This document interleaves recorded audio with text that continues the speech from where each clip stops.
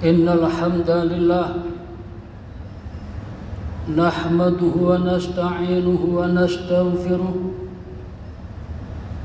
wa na'udzu billahi min shururi anfusina wa min sayyiati a'malina.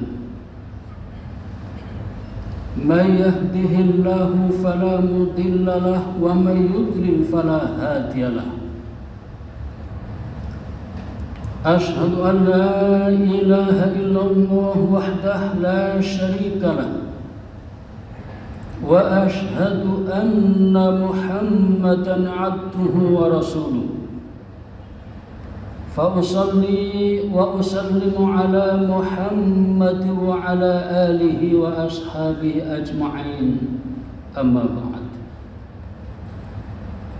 فيا أيها المسلمون أوصيكم ونفسي بتقوى الله فقد فاز المتقون.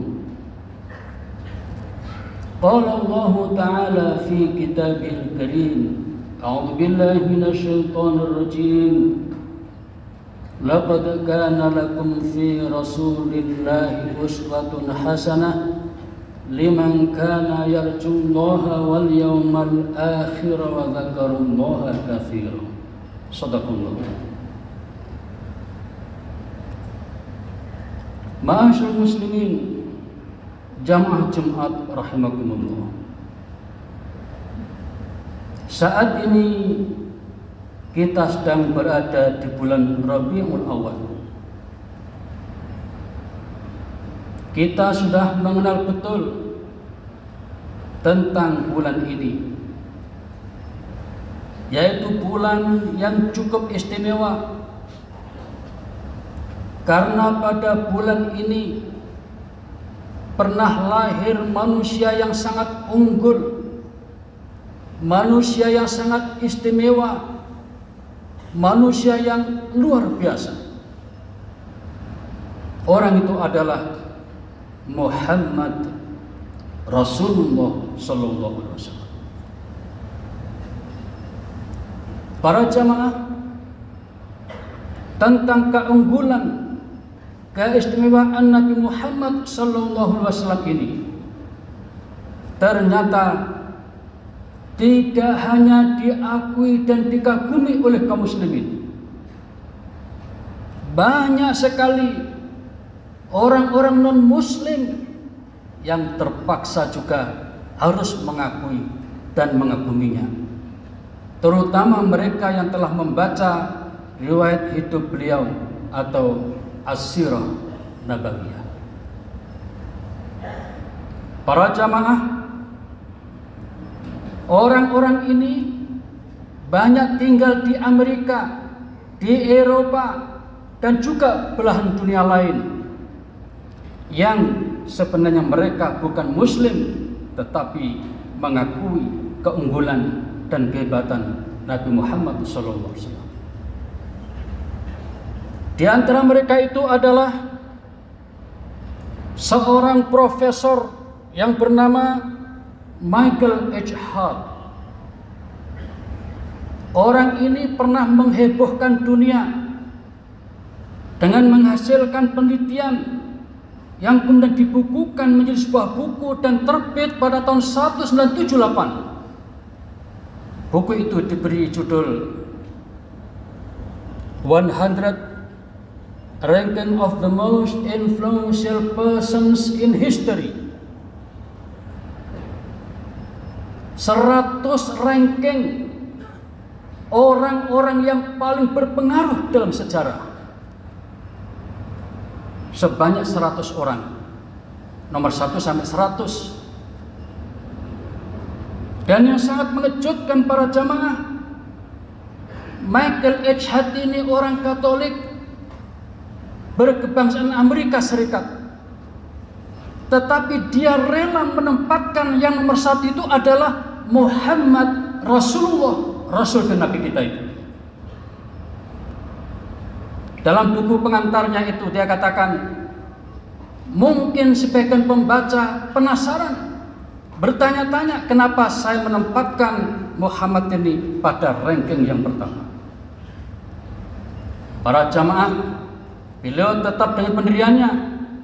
Alasannya adalah macam-macam. Di antaranya adalah he was the only man in history who was supremely successful on both the religious and secular level. Kata Michael H. Hart, karena dia adalah satu-satunya manusia yang telah berhasil meraih sukses luar biasa dalam dua hal sekaligus, aspek keagamaan dan aspek keduniaan. Para jamaah, kesimpulan ini memang sangat mengagumkan, mengejutkan kita semua. Dia yang bukan muslim ternyata tetap saja jatuh pilihannya pada Muhammad, Rasul dan Nabi kita itu ranking yang pertama, orang yang paling berpengaruh dalam sejarah di dunia ini. Dalam buku itu disebutkan nomor 2 Isaac Newton, nomor 3 Yesus atau Isa alaihissalam, yang keempat Siddhartha Buddha Gautama, yang kelima Konghucu, dan seterusnya sampai 100. Para jemaah, ini pengakuan Michael H. Hart, orang yang berkebangsaan Amerika dan agamanya Katolik, bukan Muslim. Lalu ada lagi para jemaah, jauh sebelum itu, pada tahun 1936 terbit sebuah buku yang sangat mengejutkan juga. Buku ini ditulis oleh seorang bujangga Irlandia yang tinggal di Inggris. Dia menulis dalam buku yang diberi judul The Genuine Islam. Dalam bahasa kita kira-kira Islam sejati, Islam yang sebenarnya. Padahal dia bukan Muslim. Dia menulis itu. Beliau ini sepertinya mengenal banyak hal tentang siapa Muhammad, Rasul dan Nabi kita itu. Dalam tulisannya itu diantaranya menyebutkan sesungguhnya Muhammad ini pantas mendapatkan julukan sebagai juru selamat kemanusiaan. Artinya banyak berjasa bagi manusia di dunia ini. Lebih lanjut para jamaah, George Bernard Shaw ini mengatakan, saya yakin seandainya di dunia ini ada orang seperti dia, seperti Muhammad, diberi kepercayaan untuk memimpin dunia ini dengan berbagai macam problematikanya itu, saya yakin, kata George Bernard Shaw, beliau akan sanggup menyelesaikan problem-problem itu dan kemudian membawa dunia ini kepada perdamaian dan kebahagiaan. Luar biasa. Ini pengakuan dan ditulis dalam bukunya The Genuine Islam oleh George Bernard Shaw. Nah, para jamaah, masih banyak lagi pengakuan orang-orang barat yang mengagumi kehebatan Nabi kita Muhammad sallallahu alaihi wasallam. Para jamaah, kita sebagai umat Islam mestinya tidak kalah di dalam mengagumi beliau itu.